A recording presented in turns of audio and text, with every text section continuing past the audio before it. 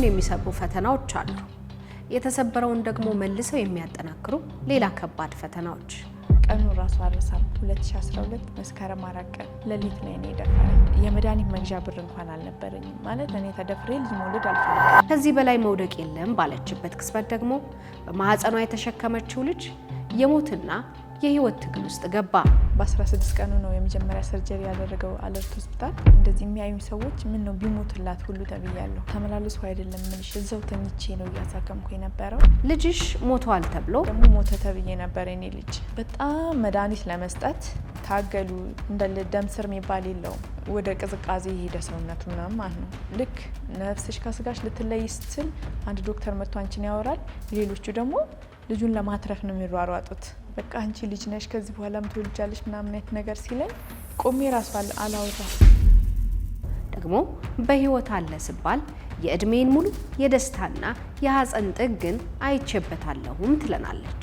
ሰውየውን ትቼው እኔ ወደ አስፋልት ላይ እንደብድ ነው እየሄድኩ ነበረው 10 ሰዓት ከሌሊቱ ማለት ነው። እግዚአብሔር ለምን በሰዎች ፊት ታሳፍረኛለህ? እኔ አንተን አምኜ ስጠጋህ ለምን ትተወኛለህ ብዬ በጣም ነበር ያለቀስኩት።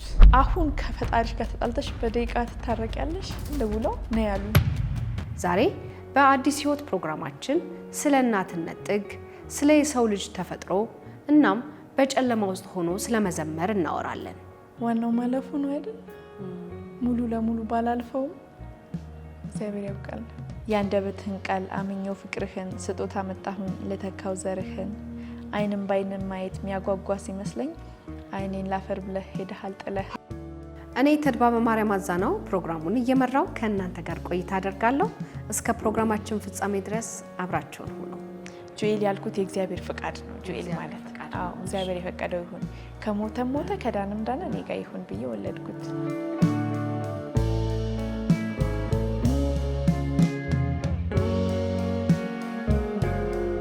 ሜክሲኮ ከአፍሪካ ህብረት በቅርብ ርቀት ላይ ለመኖሪያ እንዲሁም ለኢንቨስትመንት እጅግ ምቹ በሆነ አካባቢ ድርጅታችን ቴምር ፕሮፐርቲስ ልዩ በሆነ ለአጭር ጊዜ የሚቆይ ከ30% ቅናሽ ጋር እንሆ ይሎታል። የከተማ ውበትን ከማለዳ የጠዋት ፀሐይ እይታ ጋር አጣጥሞ በያዘ መልኩ እየገነባን በምንገኘው ሳይታችን ላይ ባለ 1 መኝታ በሙሉ ክፍያ በ5.4 ሚሊዮን ብር፣ ባለ 2 መኝታ በሙሉ ክፍያ በ7.3 ሚሊዮን ብር እንዲሁም ባለ 3 መኝታ በሙሉ ክፍያ በ9 7 ሚሊዮን ብር እንሆ ይሎታል። ይህ ካልሆነ ደግሞ በ1.5 ሚሊዮን ብር ብቻ ቅድመ ክፍያውን በመክፈል ቀሪውን ክፍያ ያለምንም የዋጋ ጭማሪና ያለምንም ወለድ በግንባታ ሂደት የሚከፍሉበትን መንገድ አመቻችተናል። ለበለጠ መረጃና ለሳይት ጉብኝት በ0990 04 6592 ላይ ይደውሉ። ውድ የእይታ ቲቪ ተመልካቾቻችን አዳዲስ ቪዲዮዎች ሲለቀቁ እንዲደርሷችሁ ሰብስክራይብ በማድረግ ቤተሰብ ይሁኑ። ጥሪያችንን አክብረሽ እዚህ ስለመጣሽ እጅግ አድርገን የምናመሰግነው። እስቲ ራስሽን ካስተዋወቅሽልን ለተመልካቾቻችን። ትክክለኛ ስሜ ብርቱካን እባላለሁ። ብርቱካን ያው እኔ ደግሞ ፋዘርም እንዳልኩሽ ኃይለኛ ነው ብልሽም ብርታቴ ብሎ ይጠራኛል። ብርታቴ ያለበት ምክንያት ያመኝ ነበረ በልጅነቴ እና ያው ብርቱ ሆኜ ነው ያለፍኩት ለማለት ብርታቴ ይለኛል። አድጌ ደግሞ ያንን ፈተና እያሳለፍኩ ስለሆነ ብርታቴ የሚለውን ስም በጣም ነው የምወደው። ቲክቶክ ላይ ብርታቴ ነው የሚባለው። እንግዲህ ዛሬ የምንጫወተው ስለ እናትነት ነው። በብዙ ነገር ስለተፈተነ እናትነትና እናትነት ብቻውን በራሱ ፈተና አለውና ወደ አንቺ ህይወት ደግሞ ስንመጣ ራሱን የቻለ የህይወት ውጣ ውረዶች አሉ። እስቲ እናትነት እንዴት ነው? እናትነት ብቻሽን እያሳደግሽ በተለይ በጣም ከባድ ነው። ማለት ጤነኛ ልጅ እንኳን ማሳደግ ከባድ ነው፣ እንኳንስ የሚታመም ልጅ ይዘሽና። እኔ ደግሞ ያው ልጄን ያመዋል፣ ተደጋጋሚ ሰርጀሪዎችን አድርጓል። በዛ ምክንያት በጣም ብዙ ፈተናዎችን አሳልፌያለሁ። ግን ያው እግዚአብሔር ይመስገን ነው የሚባለው። እንግዲህ አሁን ስለ በሽታው ስታነሺ ምን ነበረ የታመመው ልጅሽ? አሁን ስንት አመቱ ነው? ምንድነው የታመመው የሚለውን እስቲ እንጫወት። አሁን 1 አመት ከ4 ወር ሆነው። ያው ሲወለድ ሽንት መሽናት አይችልም ነበር። የሽንት መሽኛው በስጋ ተደፍኖ ሽንት መሽናት አይችልም ነበርና በዛ ምክንያት በ16 ቀኑ ነው የመጀመሪያ ሰርጀሪ ያደረገው አለርት ሆስፒታል። ከዛ በሆዱ በኩል እንዲሻና ነው ያደረጉለት። ህፃን ነው በዚህ ሰዓት ዋና ሰርጀሪውን ማድረግ ስለማይችል በሆዱ በኩል እየሸና ይቆይ ብለው ነበር ያደረጉለት። ከዛ ግን ብዙም አልቆየም ኢንፌክሽን ፈጠረና ደፈነ የሆዱ ማለት ነው።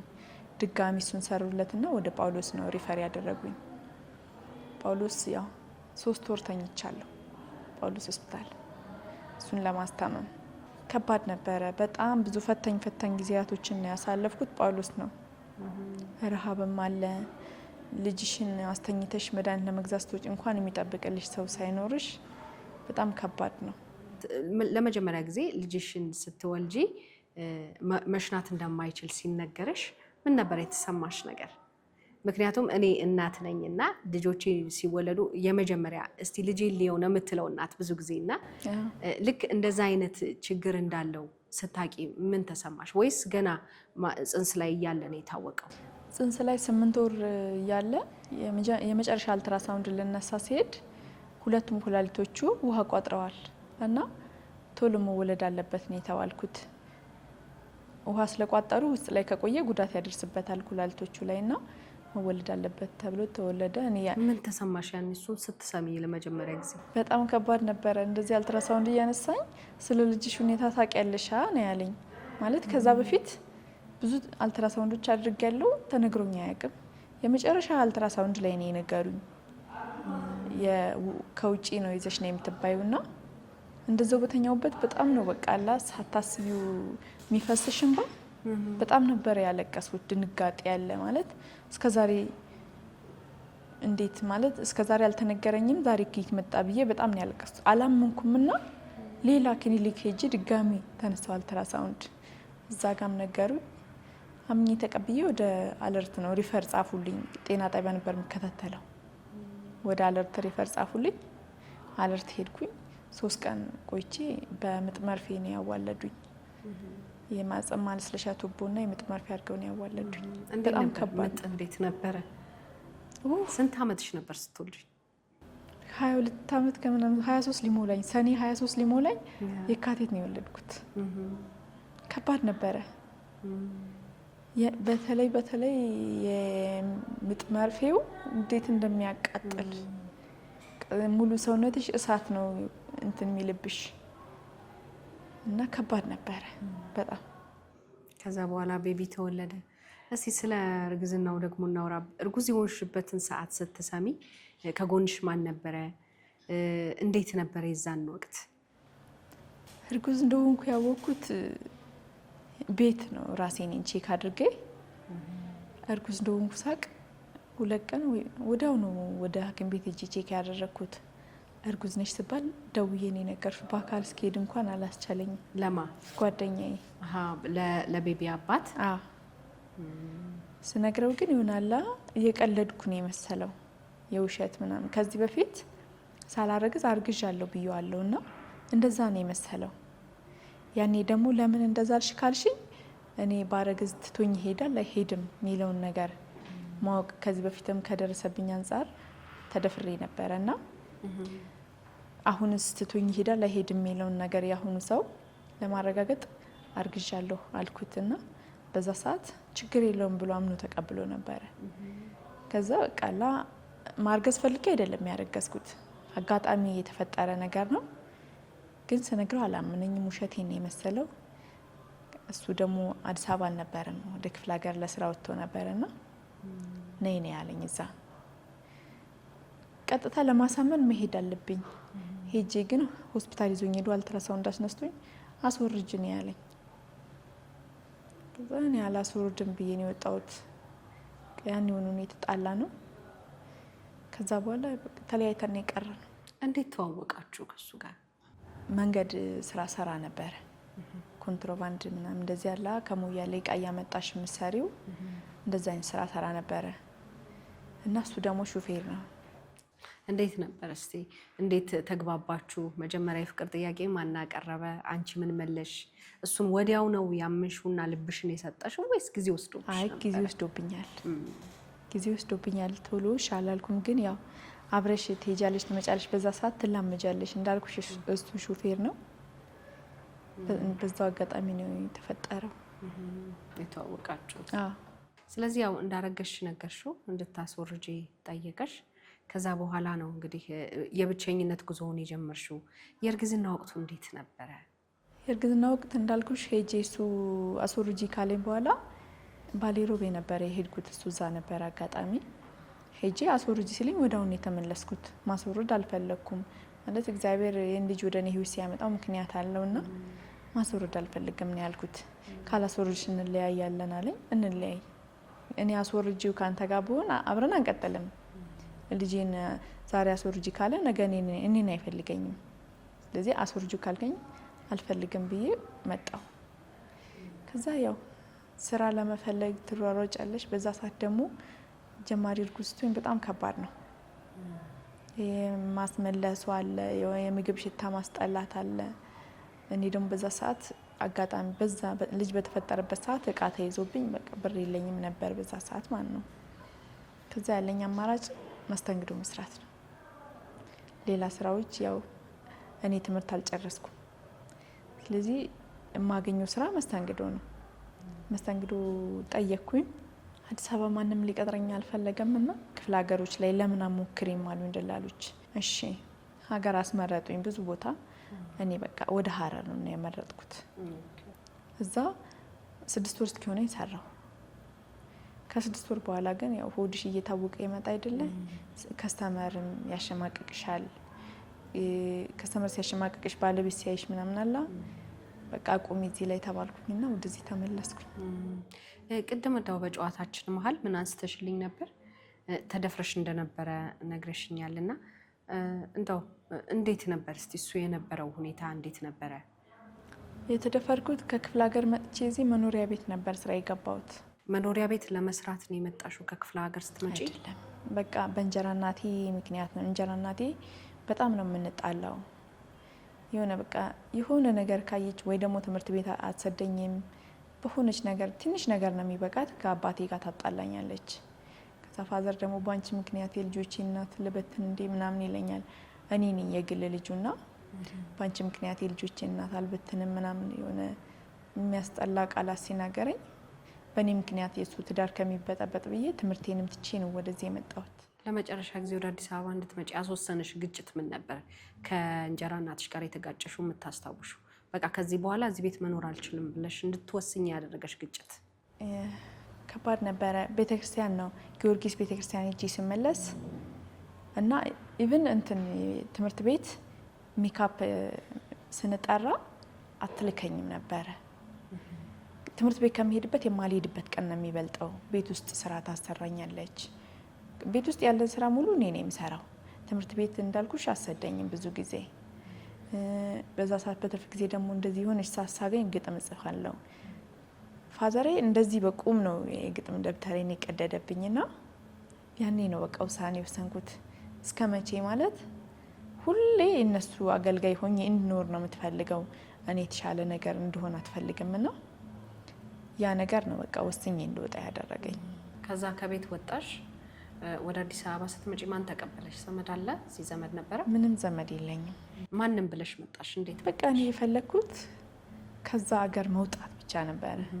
ማለት እዛው እንኳን ከቤት ጠፍቼ እዛው ባድር ፋዘር በጣም ኃይለኛ ነው። የሆነ ለምን ተደፈር ለምን ተነካው አይነት ነገር የሚያበዛ ሰው ነውና ጉዳት ያደርስብኛል እዛ ጋር ባድር እና ቀጥታ ጠፍቼ ወደዚህ ነው የመጣሁት። ወደ አዲስ አበባ መጣሽ። እሺ፣ አዲስ አበባ ስትመጪ የመጀመሪያ ጊዜ እየታረብሽ ምን ገጠመሽ? አዲስ አበባ ስመጣ አጋጣሚ ሆኖ መኪና ወጥቷል። የአዲስ አበባ መኪና ከኛ ሀገር ማለት ነው። እና በአቆራራጭ ነው የመጣሁት። ቡሬ የቡሬ ልጅ ነኝ። ከቡሬ ማርቆስ መጥቼ ከማርቆስ የሆነ ፒካፖች አሉ የመንግስት መኪናዎች፣ በዛ ነበር የመጣሁት። እና እግዚአብሔር የባረከው ሹፌር መታወቂያ የለኝም። መታወቂያ አለኝ።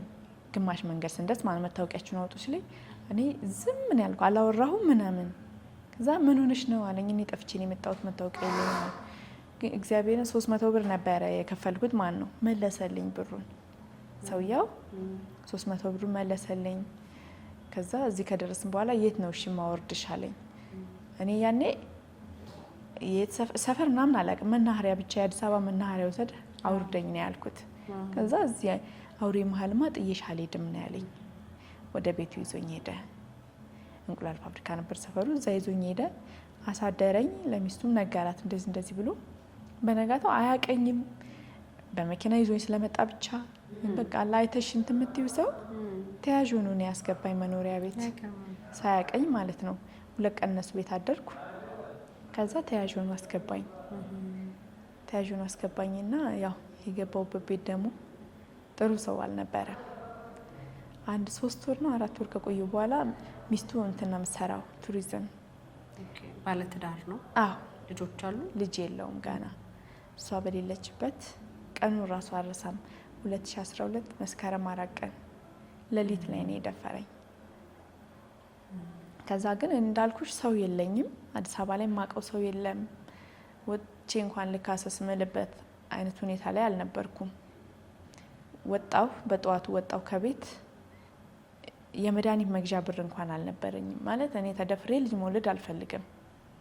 ከዛ የመድኃኒት መግዣ እንኳን አጥቼ ፋርማሲ ውስጥ ሄጂ ለምኜ ነው የሰጡኝ መድኃኒቱ ማለት ነው። መኖሪያ ቤት መከላከያ ነው? አዎ። ለምን አከሽም ሲሉኝ እኔ እዚህ ጋር ማውቀው ሰው የለም፣ መካሰስ አልችልም። መድኃኒት ከቻላችሁ ግን ስጡኝ አልኳቸው። መድኃኒቱን ሰጡኝ። ደላላ ቤት ነው ሄድኩት ፈልጌ ማለት ነው። ከዛ በቃ መኖሪያ ቤት አልገባም አልኳቸው። ትንንሽዬ ምግብ ቤቶች አሏ፣ እንደዛ ረዳት ሆኜ ነው የገባሁት። ከዛ ወጥቼ ማለት ነው። ከዛ በኋላ ያው ከተደፈርሽ በኋላ ማለት ቁስሉ ያው እድሜ ልክ ይቆያል፣ እርግጠኛ ነኝ። የሚሻር ነገር አይደለም። ግን እስከምን ድረስ ነበረ የጎዳሽ ስሜትሽን፣ ልጅነትሽን፣ ሴትነትሽን ምን ያህል ፈተነው? ይሆናላ ምን አለበት እዛው የእንጀራ እናቴን ስቃይ ተቋቁሜ በኖርኩ ሁሉ ብያለሁ። ወተሽ ቤት ውስጥ ሆነሽ ቦጣ እያልሽና ወተሽ ስታዩ አንድ አይደለም። አንዳንዴ ምንድነው ከማያውቁት መልአክ የሚያውቁት ሰይጣን ይሻላል ይባላልና ምን ነው ባልወጣሁ ያልኩበት ጊዜ ነበረ። ቤቢ እንግዲህ ሆስፒታል ውስጥ እየተመላለሰ አንዳንድ ሕክምናዎችን እያደረግሽ ነበርና እስቲ በሆስፒታል ቆይታሽ ውስጥ የነበረሽን ነገር እስቲ አጫውቺ። እንዳልኩሽ ሆስፒታል ውስጥ ተመላለስኩ አይደለም ምልሽ፣ እዛው ተኝቼ ነው እያሳከምኩ የነበረው። በጣም ምን ከበደሽ በዛ ሰዓት? ማለት ልጅ ማስታመም በራሱ ልጅ ጉንፋን እንኳን ሲታመም ልጅ በጣም ከባድ ነገር ነውና በዛን ወቅት ግን ከበሽታውን በተጨማሪ ምንድነው በጣም የከበደሽ ነገር? በጣም የከበደኝ ነገር የሰዎች ንግግር ይሁናላ። እንደዚህ መጥቶ የሚጠይቀኝ ሰው የለም። የሆነች ሴት ብቻ ነበረች እኔ ተከራይቼ የምኖርበት ቤት አጠገብ እየመጣች የምትጠይቀኝ ማን ነው። ከዛ ውጪ እንደዚህ የሚያዩኝ ሰዎች ምን ነው ቢሞትላት ሁሉ ተብያለሁ። እዛ ጋር ተኝቼ ነው የምውለው። እንዳልኩሽ ሆስፒታል እንደዚህ እያዞሩ የሚሰጡት ምግብ አለ። እሱን ካላገኘው በስተቀር ገዝቼ አልበላም። ምክንያቱም እጄ ላይ ያለው ብር ትንሽ ብር ነው። እኔ ከመበላው ይልቅ ልጄን የማሳክምበት ነገር ነው የሚያሳስበኝና ዛሬ እኔ የምበላበት ነገ ልጄ መድኃኒት መግዣ ይሆነኛል ብዬ አልበላም ነበር። ተኝቼ ነበር የምውለው። ከዛ መድኃኒት ለመግዛት እንኳን ሂጂ ሲሉኝ ልጄን እያያችሁ ብዬ ነው እዛ ጋር ሌላ አስታማሚ የምወጣው እንጂ አንድ ሰው እንኳን አልነበረኝም። እንዳልኩሽ እናትና አባቴ ተለያይተዋል እና ማንም መጥቶ ሊጠይቀኝ ፈቃደኛ አልነበረም። እናትሽ በህይወት አለች? አለች። አዎ። ከእሷ ጋር ታዲያ እንዴት ነበር? ጥለሽ ስትወጪ ከእናትሽ ጋር ምን ነበረ የነበረው ነገር? ያው እናቴ ሌላ ቦታ ማለት እዛው እኛ ሀገር ሆኖ ሌላ ሩቅ ቦታ ነው ያለችው እና እሷም አግብታለች፣ እሱም አግብቷል። ወደ እሷ ብሄድ የእንጀራ አባት ነው የሚጠብቀኝ። ወደ ፋዘሬ ጋር ደግሞ የእንጀራ እናት ነው። ወልደሽ ደግሞ የኔ ፋዘር እንዳልኩሽ ኃይለኛ ነው እና ሳታገቢ ስትወልጂ በጣም እኛ ጋር ያለሽ ስም ከባድ ነው። ዲቃላ ይዛብን መጣች። ድሮም ስትወጪ ይዘሽ እንደምትመጪ ያቅ ነበር ምናምን አይነት ነገር አለ።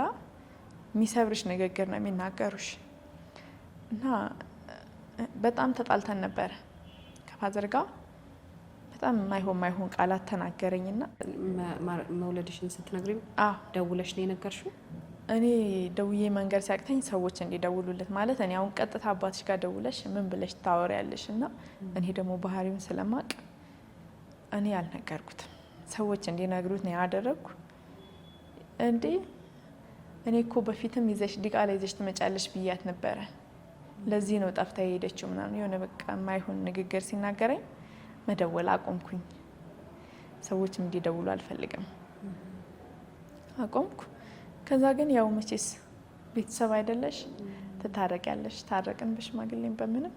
ሽማግሌ ላክሽ ወይስ? ያው እኔ ነኝ ልጅ አይደል ሽማግሌ የሚል አስታርቁኝ ብዬ ሽማግሌ ላኩ። ታርቀን ልጅ ከሆስፒታል ከወጣ በኋላ ያው ቤትሽ ውስጥ ዝም ብለሽ ቁጭ ብለሽ ከባድ ነው። ቢያንስ ልጄን እነሱ ጋር ጥዬ መጥቼ እሰራለሁ ብዬ ነበረና 7 ወር ሲሆነ ይዤ ሄድኩኝ። ከዛ ግን አልቆየም ሲታመም ማለት ነው። ሀገሩ ሲቀየርበት ሰውነቱ አለርጂክ የሆነ ቁስል ስላደረገው እኔ ደግሞ እዚህ ጋር ከሚያመው ህመም ጋር ያ ሲደረብ ፍርሃት አለ ላይሽ ላይ ያለፍኩትን እኔን የማውቀው እዛ ይዤ ስታመም እንዴ ትቺው ቢሞትስ ነው ያልኩኝ። ይዤ ነው የመጣሁት። 7 ቀን ላይ ይዤ ተመለስኩ ወደዚህ። የእናትሽስ ምላሽ ምን ነበረ? ለሷስ እንዴት ነገርሻት? ለሷ ራሴ ነኝ የነገርኳት። ሳልወልድ በፊት ነው ለሷ የነገርኳት። አስወርጃ ያለኝ ስላት እንዳታስወርጂው ነው ያለችኝ። ችግር የለውም እንዳታስወርጂው፣ በምችለው ነገር ሁሉ አግዝሻለሁ ነበር ያለችኝ። ግን እኔ በወለድኩበት ሰዓት ደግሞ አጋጣሚ ሆኖ ስልኳ ተሰርቆ ልንገናኝ አልቻልንም። ግን ያው ዋናው ማለፉ ነው አይደል? ሙሉ ለሙሉ ባላልፈውም እግዚአብሔር ያውቃል። አራስ ቤት ታዲያ ስለዚህ ሆስፒታል ነበር አይነበርሽው? አራስ ቤት ሆስፒታል ነው የታረሽው? እኔ እርጉዝ እያለሁ በእኛ ወልደሽ 10 ቀን ሲሆንሽ ሰው ይጠብቅሻል የሆነ እንትን መንፈስ እንዳይጠጋሽ ምናምን እያሉ እና እኔ እርጉዞኝ የሚያሳስበኝ ስወልድ ማን ነው የሚጠብቀኝ አጠገብ የሚሆነው ነበር ምለው። ማለት ወልጄ ልጄ ይታመማል ከን አስቤ አላቅም። ሁሉን ነገር ማን ነው እና በጣም የምወዳት ጓደኛ ነበረች። ከዛ እንዴት ነው የምሆነው ስላት ለ15 ቀን ካጠገብሽ አርቅም አለችኝ።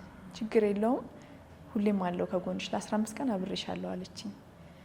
ከዛ ግን ለወልድ እኔ ወደ ሆስፒታል ሲሄድ ስደውል ስልኳን አታነሳም። በሰው ስደውል ቡርቴ ነው ማናት ቡርቴ አለችኝ። መቼም የማረሳው ቃል ማለት ነው። ማናት ቡርቴ? አብረሽ የበላሽ የጠጣሽው ሰው እንኳን ጓደኛሽ ሳይሆን ዛሬ አብረሽ የበላሽ የጠጣሽው ሰው የሆነ ነገር ይሆንልሻል። እኔና እሷ የረጅም ጊዜ 4-5 ዓመት ጓደኛዬ ናት። አዲስ አበባ ከመጣው ጀምሮ ማቃት ጓደኛዬ ናት። እና እንደዛ ስትለኝ በጣም ነበር የተሰበርኩት። ካለብኝ ችግር ላይ ሰው አለኝ ብዬ ማስበው እሷን ነው። እሷም ደግሞ ጥላኝ ስትሄድ የሆነ ጨለማ ውስጥ የገባሽ ነው የሚመስልሽ እና በጣም ከባድ ጊዜ ነበረ። ብቻ አሁን እንግዲህ ብርታቴ በጣም በብዙ ተፈትነሻል፣ በወንዶች ተፈትነሻል። መደፈር ነበረ፣ መከዳት ነበረ። እንግዲህ ጓደኛሽም ደግሞ ባላወቅሽው ምክንያት በጠበቅሻት ሰዓት በጠበቅሻት ቦታ አልተገኘችልሽም እና እስቲ ወደፊት ስለ ትዳር ያለሽ አመለካከት ምን ይመስላል? አሁን ለምሳሌ አንድ ሰው ለአንቺ የተባለው ሰው እንደሚወድሽ ቢነግርሽና ለጋብቻ ቢመጣ እሱ ላይ ውስጥሽ እንዴት ነው? ምን ታስቢያለሽ? እኔ አሁን ላይ እንደዛ አይነት ነገር ሀሳቡም የለኝም። ሰው ነሽ፣ ሰው ሆኖ ላይፉ የማይቀጥል የለም። እኔም ነገ ትዳር ልጆች ሊኖር ይችላሉ። ግን ከዚህ በኋላ ፍቅረኛ አልይዝም። ኖርማል አለውልሽ ከጎንሽ እንጋባ የሚል ቀጥታ የሚያገባሽ ሰው አላ። እንደዛ አይነት ካልሆነ አልፈልግም። ፍቅረኛ ይዤ እንደገና ሌላ እንትን አልፈልግም። ምክንያቱም በቤተሰቦቼ ፊት ራሱ እስካሁን ዝቅ ያልኩትን መካስ ነው የምፈልገው እና እኔ አሁን ፍቅረኛ ምናምን እያልኩ እንትን የምልበት አላምንም። ባይሆን እንደ ወደፊት አይታወቅም እንዳልሽው የእህል ውሃ ነገር። ምክንያቱም በብዙ ነገር ስንፈተን አንዳንድ ጊዜ ያንን ቦታ ላይ ሰዎች ሲነኩብን በጣም ሴንሲቲቭ እንሆናለን እና በጣም እንፈራዋለን። አሁን ወደፊት ጋብቻ ትዳር ምናምን ሲባል በጣም ነው የምንቸገረው ከተፈተንበት አንጻር ነው። ስለ ጓደኝነትስ ምን ትመክሪናለሽ? የሴት ጓደኛ ሁሉም ሰው ሴት ጓደኛም ወንድ ጓደኛም ማን ነው? አንቺ አትውደቂ። ስትወድቂ ማንሳት ሳይሆን እንደገና እዛው ላይ መርገጥ ነው የሚፈልጉት እና እኔ አሁን በዚህ ሁኔታ ላይ ባለውበት ሁኔታ ላይ ጓደኛ አያስፈልግም ብዬ ነው የማስበው።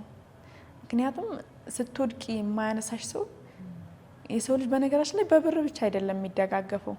አለውልሽ የሚለው ቃል ራሱ በጣም ነው የሚደግፍሽ ምንም ሳይኖርሽ ምንም። አሁን ያኔ ጓደኛዬ በዛ ሰዓት አብራኝ እንኳን እንዳልኩሽ መድኃኒት ልገዛ ስወጣ እንኳን ልጄ ጋር ቁጭ ብላ ብጠብቀኝ የሚሰማኝን ደስታ አስቢው። እና ነገሮች ካለፉ በኋላ ልትመጣ ትችላለች፣ ግን አይ አልፈልግም ከዛ በኋላም ያው ልታገኛትም አልሞከርሽ? አይ ይሆናል ቴክስት ጻፈች፣ ቪዲዮዎች ምናምን አለ የይቅርታ ቪዲዮ ላካችልኝ። እኔ ግን አንድ የተሰበረ ልብ መልሶ አይጠገንም፣ ቢጠገንም ማፍሰሱ አይቀርም ነው ያልኳት። ስለዚህ አልፈልግም ነው ያልኳት።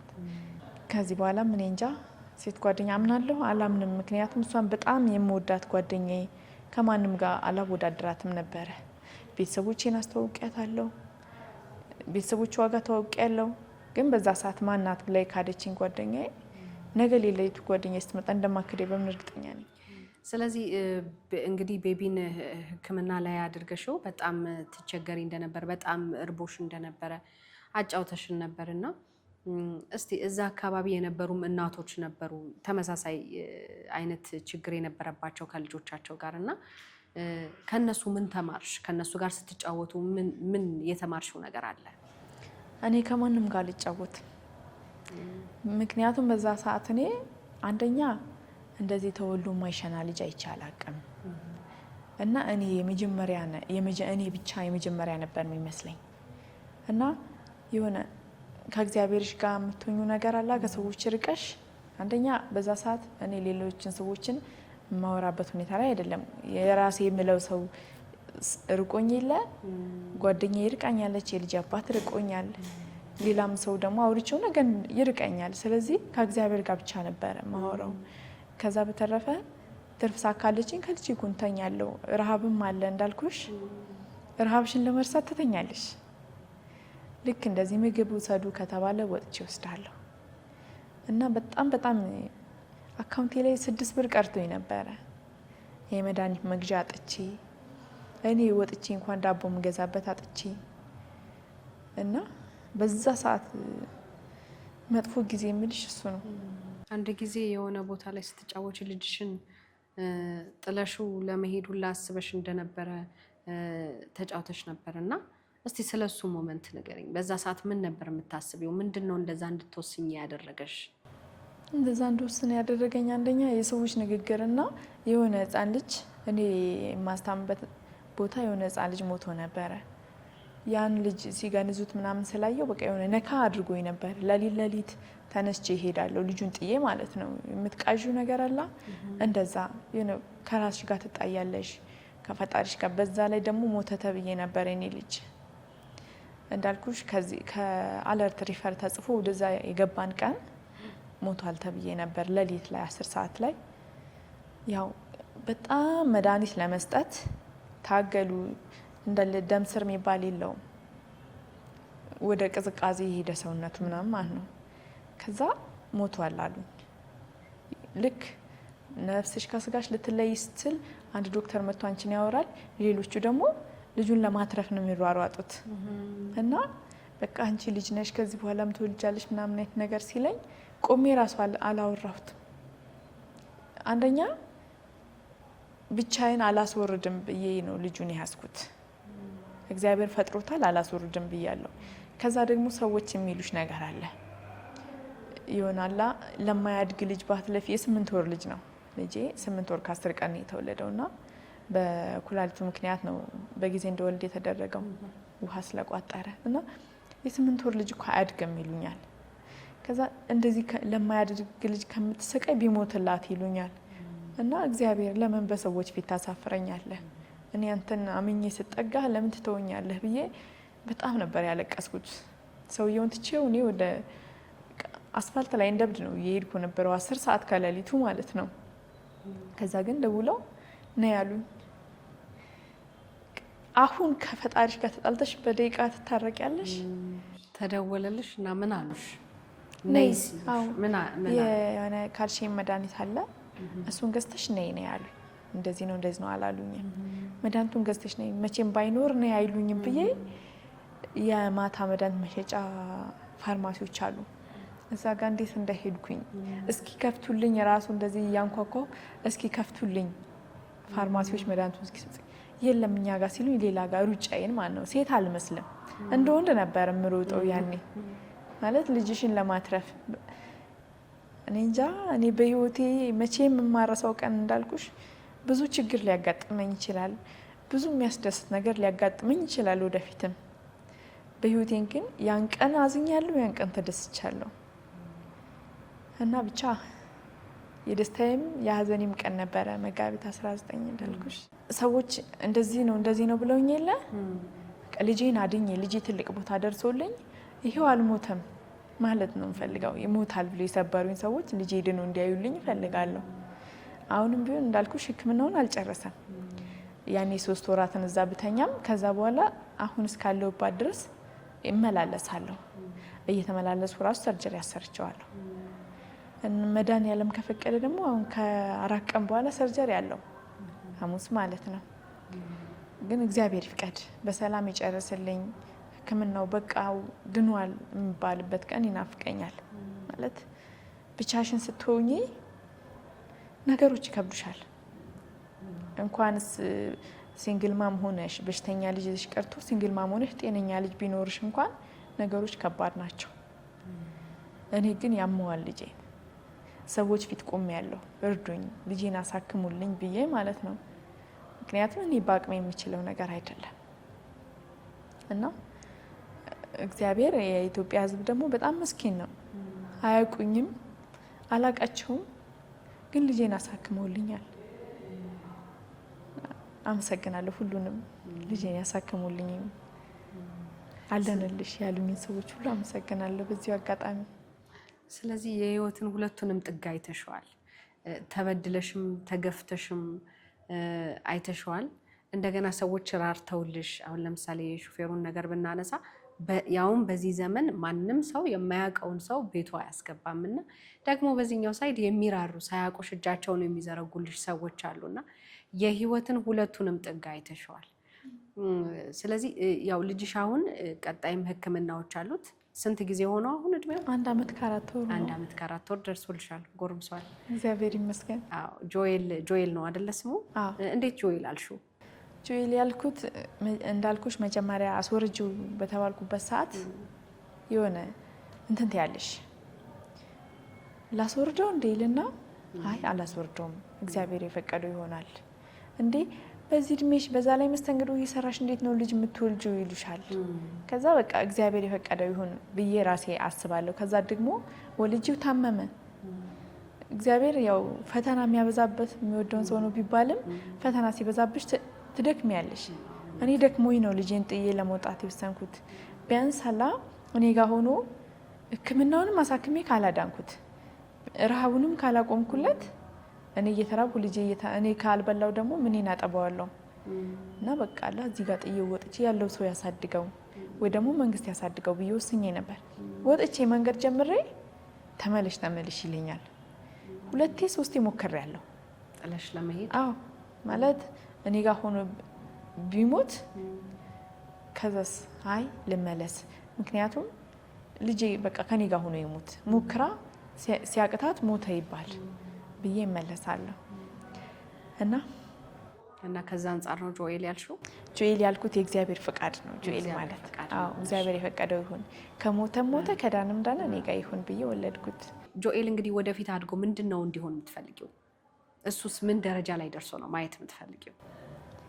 እኔ ጆኤልዬ አድጎ የህፃናት ሐኪም እንዲሆን ነው የምፈልገው።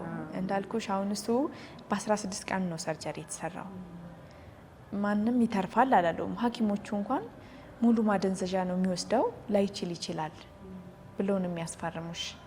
እና በዛ ሰዓት በጣም እያለቀስኩ የሆነ አቺም እኔ በዛ ሰዓት ሰርጀሪ ሲሰራ በዛ ላይ ህፃን ልጅ ነው ገና 16 ቀን ልጅ ነው። ይድናልም አልተባለም።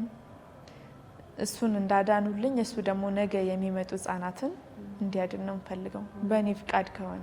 ግን ደግሞ ካልሆነ እሱ የፈቀደውን ይሁን ብቻ ጤነኛ ሆኖ ሰውን የሚጠቅም ልጅ ያርግልኝ። የሚያሳዝን ሳይሆን የሚጠቅም ልጅ ያርግልኝ።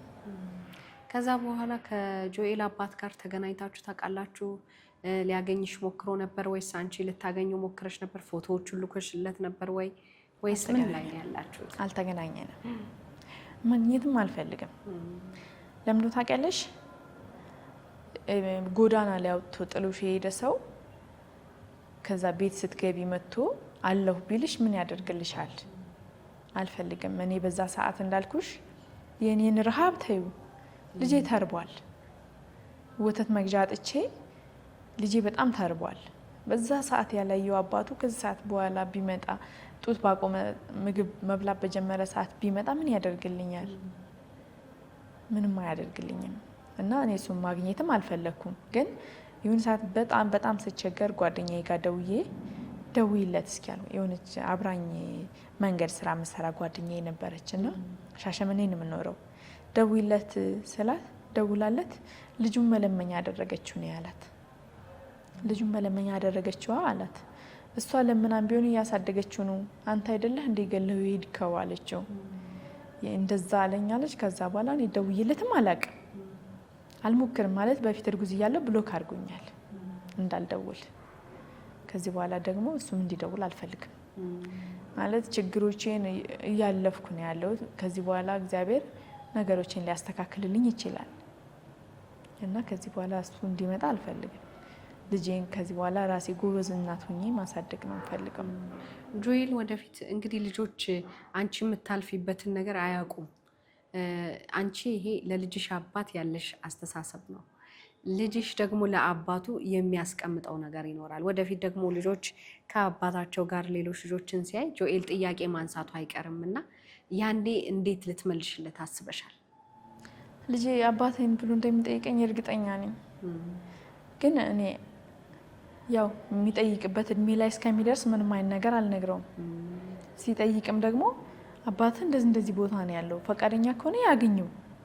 ምክንያቱም እኔና እሱ ያሳለፍ ነው ልጄ አያገባውም። በእኔና እሱ በተነጣላ ነው ልጄ በመሀል ቤት እንዲጎዳ አልፈልግም። አሁን እኔ ያሳለፍኩትን ስቃይ ምናልባት ሶሻል ሚዲያ ላይ ሲያድግ ሊያየው ይችላል ልጄ። እኔ ግን እንደዚህ ተሰቃይቻለሁ እንደዚህ ሆኛለሁ አንተም ግን አባትህን አላሳይህም ምናምን አልለውም። ምክንያቱም ልጁ ፈልጎ አይደለም ከኔና ከሱ የተወለደው እኛንን ያመጣ ነው። ስለዚህ ያው ሲያድግ እሱ ይሄው እንጂ እኔ እንደዚህ ነው ብዬ አልነግረውም። ማየት ፈልጋለሁ ካለ አባትየው ፈቃደኛ ከሆነ መተያየት ይችላሉ፣ አልከለክለውም። እንዳልኩሽ ልጁ አያገባውማ በእኛ ጸብ። እውነት ትክክል ነው።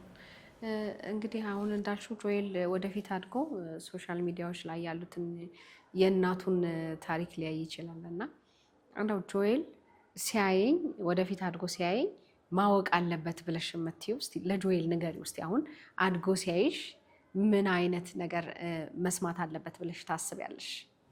እኔ እንዳልኩሽ እሱን ለማዳን ሰዎች ፊት ቆም ያለው እኔ ከሱ በፊት ተሯሩጬ እሰራለሁ። ከኔ አልፌ ሰዎችን አግዝ ነበረ።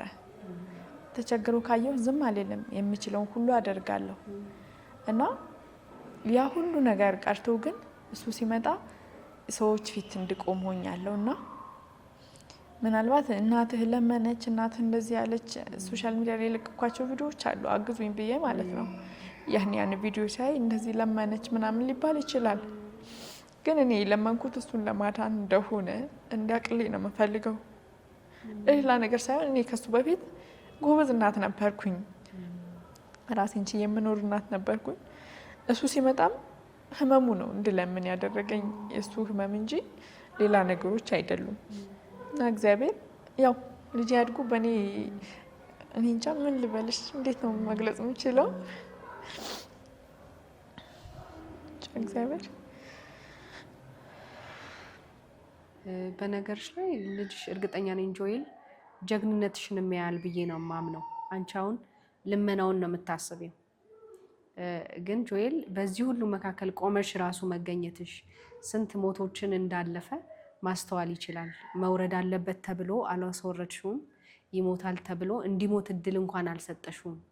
ገባሽ? በእያንዳንዱ ነገር እና ብዙ እናቶች ጥለው ሲሄዱ አንቺ ግን ጥለሽው አልሄድሽም። ስለዚህ ይሄን ሁሉ ጥንካሬሽንም ማየት ይችላል። ልመናውን ብቻ ሳይሆን ልመናውንም ቢሆን እንዳልሽው እሱን ለማቆየት እሱን ለማኖር ነው ይሄንን ያደረግሽው እና አይ ቲንክ ጥሩ መልእክት ነው ያስተላለፍሽለት ለጆኤል። እንግዲህ ወደፊት እንዳልሽው የህፃናት ሐኪም ሆኖ ካየውም ጥሩ መልእክት ምን አይነት እናት እንደነበረችው ማየት የሚችልበት መልእክት ነው ያስቀመጥሽው እና ስለ እርግዝናሽ ስናነሳ እንግዲህ ብዙ ጊዜ ሰዎችን እናማክራለን፣ ባለን ነገርም ጭንቀታችንን እንተነፍሰዋለን እና ግጥም እንደምትጽፊ ነግረሽኝ ነበረ። ግጥሞችሽ እንዴት አገዙሽ በዚህ ከባድ ጊዜ ውስጥ?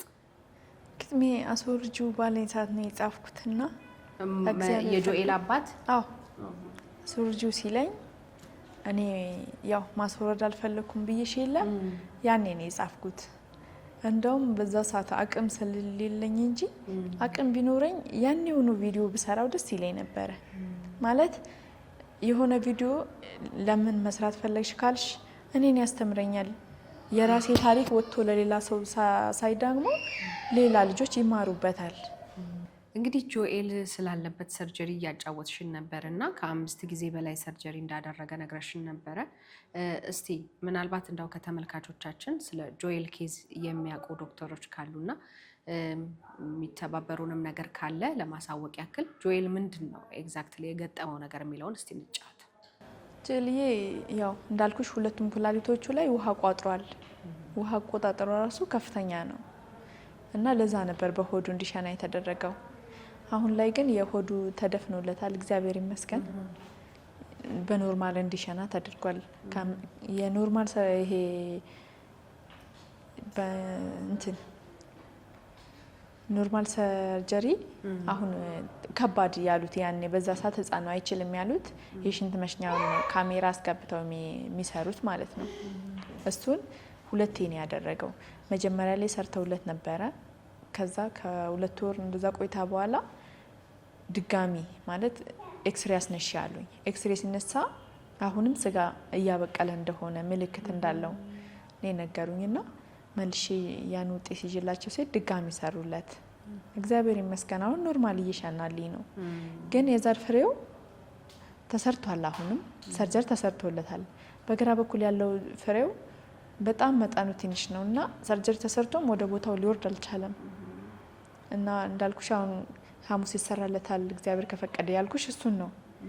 ምን አሉ መሰለሽ ፍሬው አሁን በዚህ ሁኔታ ላይ ውስጥ ከቆየ ወደ ካንሰር ይቀየራል። ስለዚህ ጥቅም ከሌለው ቆርጠን እናውጣለት ነው ያሉኝ። ከጥቅም ውጪ ለማድረግ ማለት ነው። እና ያው እኔ ፍራቻዬ ደግሞ አሁን ዘር ፍሬው ተቆርጦ ከወጣ በኋላ ነገ ላይ ልጄ መውለድ ይችላል ወይ እንዴትስ ነው የሚሆነው የሚለው ያሳስበኛል እንደ እናት። አንዳንዴ ደግሞ አይ እሱ ደህና ሆኖ ነገ ልጅ ደግሞ ግዴታ መውለድ አይጠበቅበትም አንስቶ የሚያሳድግ ብዬ ማስባለሁ። ግን እግዚአብሔር ደግሞ የራሱን እንዲሰጠው ሐኪሞቹ ያው ካሳለፍኩት ችግር ካሳለፍኩት ፈተና አንጻር አይተው ልጄ በስርዓት የሚሰራበትን ነገር እንትን ቢሉልኝ ደስ ይለኛል። የኩላሊቶቹ ውሃ የሚቋጥሩበት ነገርስ? እሱ እንዳልኩሽ ቀስ በቀስ እድሜው ባደገ ቁጥር ቀስ በቀስ እየጠፋ ሊመጣ ይችላል እንጂ አሁን እንደዚህ ማጥፊያ ብለን የምንሰጠው መድኃኒት የለም ነው ያሉኝ ሐኪሞቹ። ስለዚህ ውሃ የቋጠረ መሄዱ የሚቀጥል ጉዳይ ነው። የኩላሊቱ ውሃው ያው ማይቀንስ ከሆነ ድጋሚ ሽንቱን እንዳይቆጣጠር ማለት ነው፣ ዝም ብሎ እንዲወርድ ወደ ውስጥ እንዳይመልስ እንደዛ ለማድረግ ድጋሚ በሆዱ እንዲሻና እናደርጋለን። ግን ደግሞ ያን ከማድረጋችን በፊት ትንሽ ጊዜ እንየው ይጨምራል ይቀንሳል የሚለውን መጠኑን በየጊዜው አልትራሳውንድ እንዳሳየዋለሁ። አይቀንስም እየጨመረም አይደለም እና አለመጨመሩን ነው የምንፈልገው እኛ ነው ያሉት። ካልጨመረ ጉዳት ላይፈጥርበት ይችላል። ቀስ በቀስ እድሜው ባደገ ቁጥር ይቀንሳል ነው ያሉ። በጣም ደህና። እግዚአብሔር እንግዲህ ጨርሶ ይማርልሽ። አሜን። ስለ ግጥም እያወራን ነበረ ቅድምና ብዙ ጊዜ እንግዲህ ሰዎች እንዳልኩሽ ሲያልፉ የሚከብዳቸውን ነገር የሚሻገሩበት የራሳቸው ነገር አለ።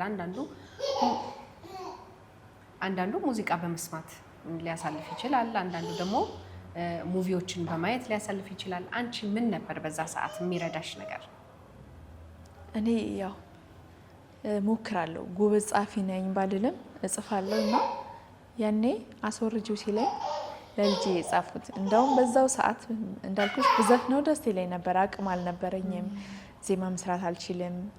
ያው ዝም ብዬ አሁን እኔ የተለቀቁ 2 ነጠላ ዜማዎች አሉኝ፣ ግን ዝም ብለሽ አውጥተሽ መልቀቁ ምንም ትርጉም እንደሌለው ነው ያየሁት።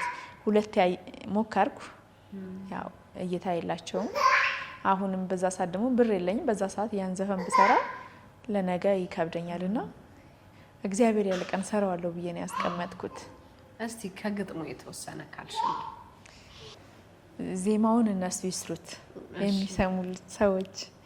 ወድጄ ስቀርህ አንተን ትላንትና በሀብት አይደለም አሊያም በዝና ፍቅርህ ጠርቶኝ መጣው ሆንኩኝ ከጎንህ ጀርባ እንደምትሰጠኝ መቻው ወኩሳምንህ ያንደበትህን ቃል አምኜው ፍቅርህን ስጦታ መጣሁኝ ለተካው ዘርህን አይንም ባይንም ማየት ሚያጓጓ ሲመስለኝ አይኔን ላፈር ብለህ ሄደሃል ጥለህን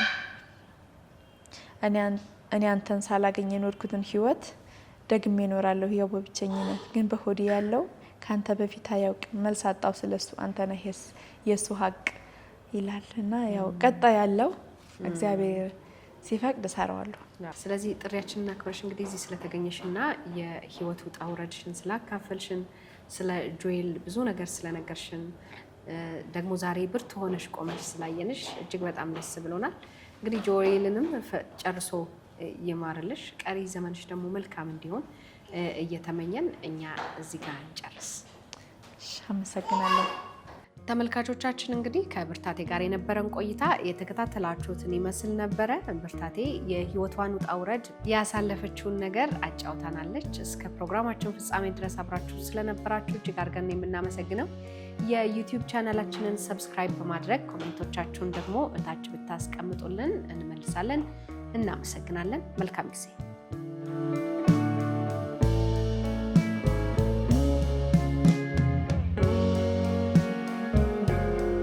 ሜክሲኮ ከአፍሪካ ህብረት በቅርብ ርቀት ላይ ለመኖሪያ እንዲሁም ለኢንቨስትመንት እጅግ ምቹ በሆነ አካባቢ ድርጅታችን ቴምር ፕሮፐርቲስ ልዩ በሆነ ለአጭር ጊዜ የሚቆይ ከ30% ቅናሽ ጋር እንሆ ይሎታል። የከተማ ውበትን ከማለዳ የጠዋት ፀሐይ እይታ ጋር አጣጥሞ በያዘ መልኩ እየገነባን በምንገኘው ሳይታችን ላይ ባለ 1 መኝታ በሙሉ ክፍያ በ5.4 ሚሊዮን ብር፣ ባለ 2 መኝታ በሙሉ ክፍያ በ7.3 ሚሊዮን ብር እንዲሁም ባለ 3 መኝታ በሙሉ ክፍያ በ9 7 ሚሊዮን ብር እንሆ ይሎታል። ይህ ካልሆነ ደግሞ በ1.5 ሚሊዮን ብር ብቻ ቅድመ ክፍያውን በመክፈል ቀሪውን ክፍያ ያለምንም የዋጋ ጭማሪና ያለምንም ወለድ በግንባታ ሂደት የሚከፍሉበትን መንገድ አመቻችተናል። ለበለጠ መረጃና ለሳይት ጉብኝት በ0990 04 6592 ላይ ይደውሉ።